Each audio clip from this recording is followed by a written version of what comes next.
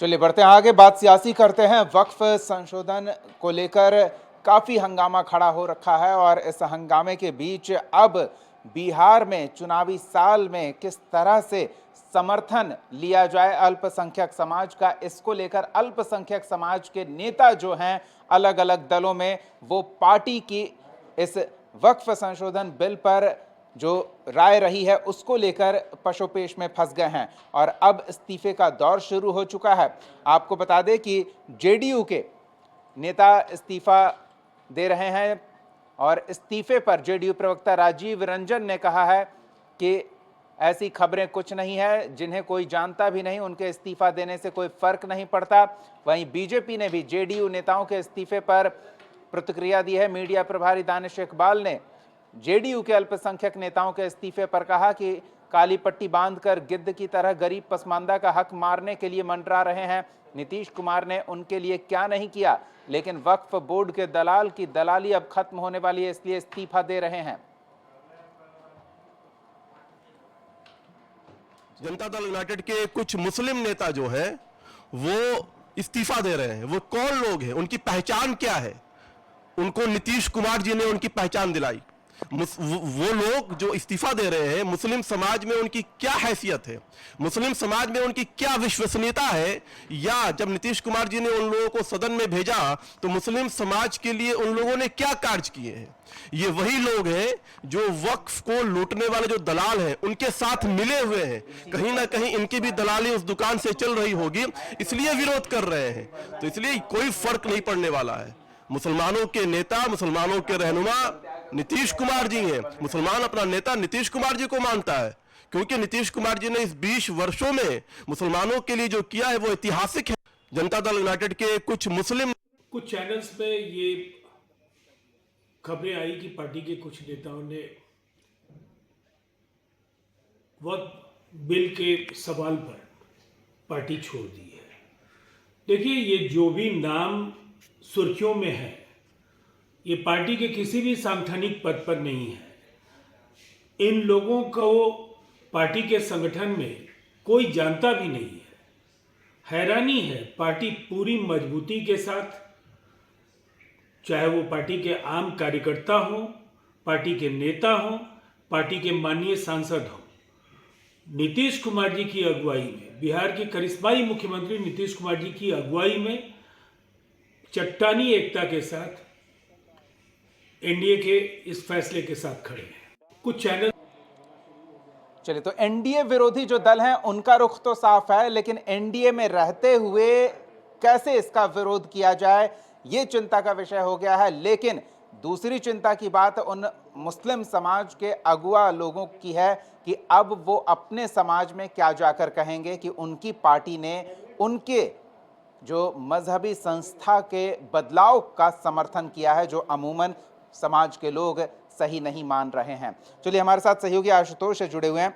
आशुतोष, विरोधियों का रुख तो साफ है, लेकिन जब अपने ही संगठन के राय से संगठन के नेता संतुष्ट नहीं हो तो उनके पास विकल्प क्या बच जाता है? जेडीयू के कुछ पार्टी पदाधिकारी इस्तीफा दे रहे हैं, कुछ नेता खुलकर अपनी नाराजगी व्यक्त कर चुके हैं, और ऐसे में क्या लग रहा है, पार्टी का स्टैंड और पार्टी के अल्पसंख्यक समाज के नेताओं का स्टैंड कहीं टकराव की स्थिति तो नहीं? नहीं, बिल्कुल इस तरह की अंदर में जेडीयू के अंदर में इस तरह की हलचल देखने को मिल रही है। हालांकि ये ज़रूर है कि जो पार्टी छोड़ रहे हैं वो कितने बड़े नाम हैं। आप समझिए कि नवादा के कोई सचिव हैं, जिला के सचिव हैं, या फिर किसी दूसरे जिला के किसी प्रकोष्ठ के सचिव हैं, मीडिया प्रभारी हैं, तो इस तरह के लोग इस्तीफ़ा दे रहे हैं। अभी तक गुलाम गौस ने इस्तीफ़ा नहीं दिया है और गुलाम रसूल बलियावी ने इस्तीफ़ा नहीं दिया है।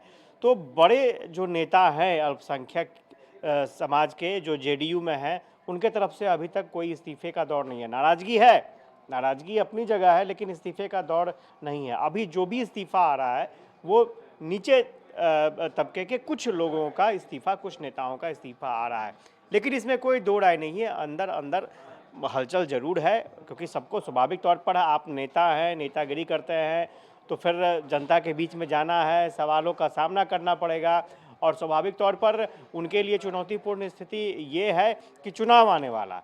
तो चुनाव में अगर वो अल्पसंख्यक समुदाय का प्रतिनिधित्व कर रहे हैं, पार्टी में ये मैसेज है कि ये जो नेता है, इनको जो ये पद दिया गया है संगठन में, वो अल्पसंख्यक वोट बैंक को इनके तरफ लाने में मदद करेंगे, पार्टी की तरफ लाने में मदद करेंगे। लेकिन अभी जो परिस्थितियां दिख रही हैं, उन परिस्थितियों में ये नेता कहीं ना कहीं अपने आप को अकेला पा रहे हैं।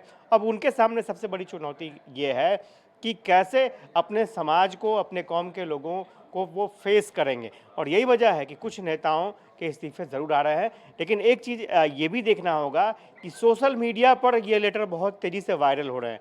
अब एक नेताजी बहुत पहले जेडीयू छोड़ चुके हैं, चुनाव लड़ चुके हैं, अभी हाल फिलहाल में कन्हैया की यात्रा थी, उसमें वो नज़र आए और एक चिट्ठी जारी हो जाता है कि मैंने जेडीयू का साथ छोड़ दिया। तो इस तरह की भी चीज़ें सामने आ रही हैं। जो और पदाधिकारी हैं अलग अलग प्रकोष्ठ के, वो तो ठीक है, आप जो कह रहे हैं कि उन्हें समाज में जाना होगा तो जवाब देना होगा, लेकिन जो बड़े नाम हैं वो तल्खी नहीं दिखा पा रहे हैं, एक रिक्वेस्ट मोड में हैं कि हमारी भावना समझे। शायद उन्हें वो तस्वीरें भी ध्यान होगी कि बिल जब लोकसभा या राज्यसभा में था तो मुस्लिम समाज के लोग और महिलाएं खास तौर पर सड़क पर आकर मिठाइयाँ बांट रही थी समाज के लोग, तो वो अपने समाज के लोगों का मूड भांपने में भी अभी जुटे हुए होंगे। नहीं, बिल्कुल समाज का मूड ज़रूर भांपना होगा, क्योंकि स्वाभाविक तौर पर आपने देखा होगा कि बीजेपी ने एक पूरा प्रपोजल तैयार किया है कि जो वक्फ कानून सामने आएगा, संशोधन कानून सामने आएगा, उसकी क्या अच्छाइयाँ हैं और किस तरह से बदलाव हो समाज में आएगा, वो तमाम चीज़ें जो जाएंगी।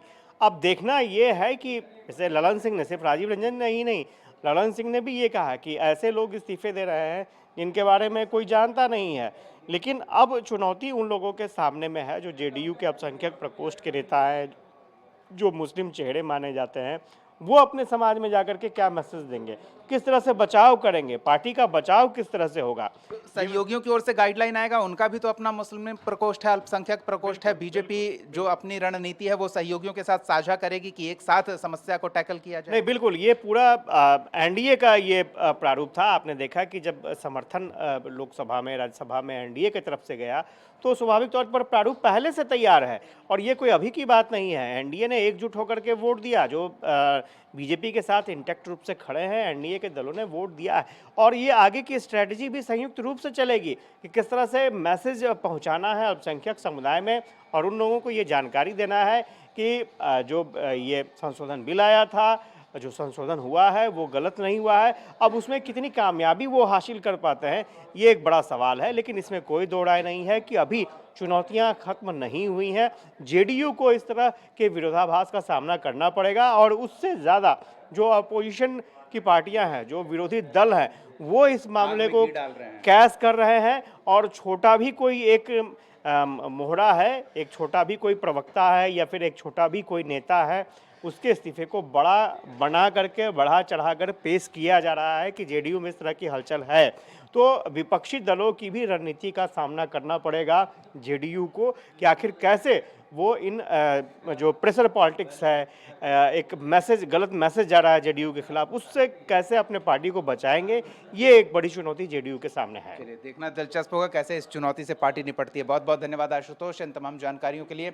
न्यूज रूम लाइव में फिलहाल समय हो चला एक छोटे से ब्रेक का। ब्रेक के बाद रुख करेंगे झारखंड का और वहां ईडी की बड़ी कार्रवाई हुई है, काफी कुछ बरामदगी की भी जानकारी सामने आ रही है। सबसे पहले कशिश न्यूज पर आपको वो जानकारी देंगे, बने रहिए हमारे साथ, जल्द लौटते हैं।